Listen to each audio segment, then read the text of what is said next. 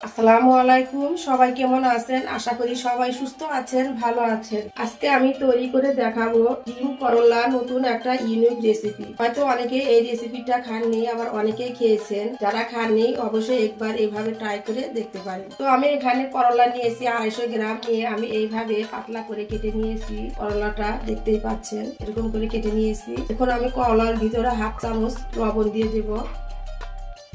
Half চামচ লবণ দিয়ে করলাটা আমি খুব ভালোভাবে এইভাবে মিশিয়ে নেব। এতে করে করলাটা খুবই সফট হয়ে যাবে আর করলা থেকে তিতো পানিটা বের হয়ে যাবে। এরপর আমি 10 মিনিটের জন্য রেস্টে ঢেকে রেখে দেব। ফিরে এলাম 10 মিনিট পর।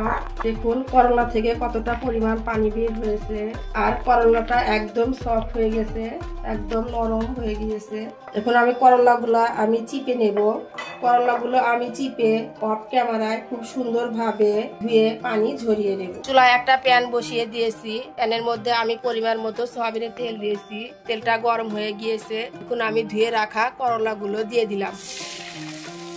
করলাটা আমি অফ ক্যামেরায় পানি ঝরিয়ে নিয়েছি। দিয়ে দিলাম হাফ চামচ পরিমাণ হলুদের গুঁড়ো, হাফ চামচের কম একটু লবণ, কারণ লবণ দিয়ে করলাটা আমরা মেখে ধুয়ে নিয়েছি, এই জন্য লবণটা একটু কম করে দিতে হবে। এখন আমি অল্প আঁচে করলাটা ভেজে নেব। আমি খুবই হালকা ভাবে করলাটা ভেজে নিয়েছি। এখন আমি করলাটা উঠিয়ে নেব।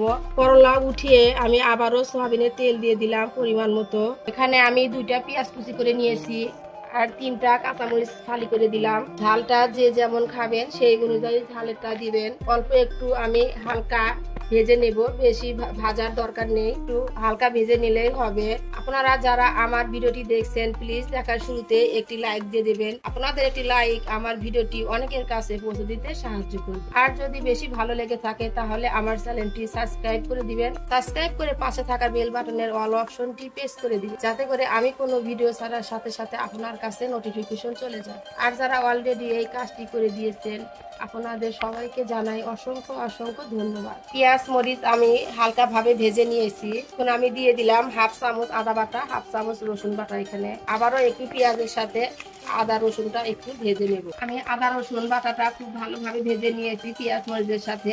এখন খুবই অল্প পরিমাণ একটু পানি দিয়ে দেব। এখানে আমি দিয়ে দিলাম হাফ চামচ পরিমাণ মরিচের গুঁড়া, হাফ চামচের কম হলুদের গুঁড়া, হাফ চামচের কম ধনিয়ার গুঁড়া। খুব ভালোভাবে আমি এটা মিশিয়ে নিব পেঁয়াজের সাথে। এটা আমি একটু ভালোভাবে কষিয়ে নিব, এতে করে কাঁচা গন্ধটা থাকবে না। এখানে কিন্তু আমি আর কোনো পানি ব্যবহার করব না, এই পানিতেই মশলাটা আমি কষিয়ে নিব। মশলাটা আমি খুব ভালোভাবে কষিয়ে নিয়েছি। এখন আমি ভেজে রাখা করলাগুলো দিয়ে দিলাম, দিয়ে নেড়ে চেড়ে আমি মিশিয়ে নিলাম। এখানে আমি একটা ডিম ভেঙে নিয়েছি, ডিমটা এখন আমি দিয়ে দিলাম। আমি কয়েক সেকেন্ড অপেক্ষা করব, তারপর আমি ডিমটা নেড়ে চেড়ে ভেঙে দেব। আমরা তো করলা দিয়ে অনেক কিছুই রেসিপি করে খাই, করলা ভাজি করে খাই, করলার ঝোল খাই। এভাবে একবার ট্রাই করে দেখবেন। করলা ডিমের এই ইউনিক রেসিপিটা খেতে কিন্তু খুবই ভালো লাগে। বাসার ছোট থেকে বড় সবাই খেতে পছন্দ করবে। যারা করলা খেতে পছন্দ করেন না তারাও একবার এইভাবে বানিয়ে খেয়ে দেখবেন, খুবই সুস্বাদু হয়, খুবই মজা লাগে। তো বন্ধুরা, আমি এখন ডিমটা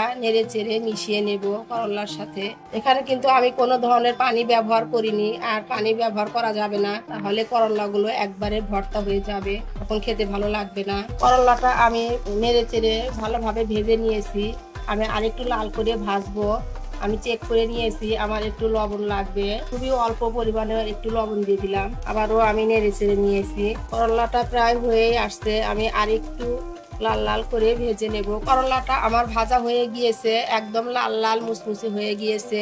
এই পর্যায়ে এসে আমি হাফ চামচ পরিমাণ ভাজা জিরার গুঁড়ো দিয়ে দিলাম। এতে করে খুব সুন্দর একটা সুঘ্রাণ বেরিয়ে যাবে, এতে করে খুব সুন্দর একটা সুঘ্রাণ বের হবে, খেতে খুবই মজা লাগবে। আমি 1 মিনিট নেড়ে চেড়ে মিশিয়ে নেব করলার সাথে। খুবই সুন্দর একটা কালার হয়েছে, লাল লাল মুচমুচে করলা ভাজি গরম ভাতের সাথে খেতে খুবই মজা লাগবে। এখন আমি চুলাটা অফ করে দেব।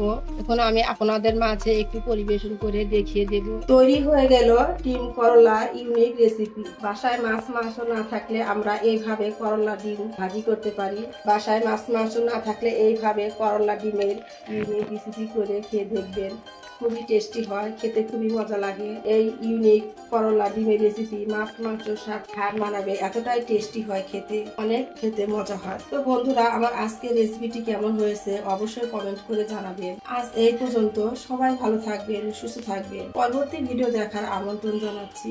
আল্লাহ হাফেজ, আসসালামু আলাইকুম।